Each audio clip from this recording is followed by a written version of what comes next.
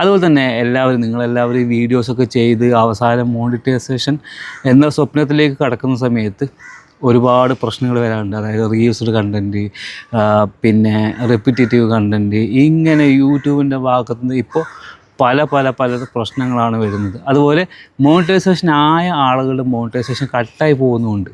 അപ്പോൾ ഈ ഒരു പ്രശ്നങ്ങൾക്ക് ഒരു പരിഹാരം എന്ന് പറഞ്ഞാൽ ഒരു പരിധി വരെ നമ്മൾ ഇതിനെക്കുറിച്ച് ബോധവാന്മാരാകുക എന്നുള്ളത്, നമ്മളതിനെക്കുറിച്ച് ഒരു അറിവുണ്ടാവുക എന്നുള്ളതാണ് ഇതിലൊരു പരിഹാരം.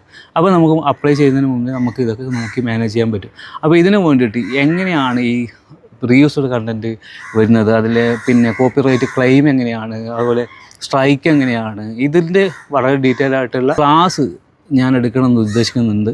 പെയ്ഡാണ്, അതായത് ചെറിയൊരു പേയ്മെൻറ്റ് 99 രൂപ മാത്രമാണ് വാങ്ങിക്കുന്നത്.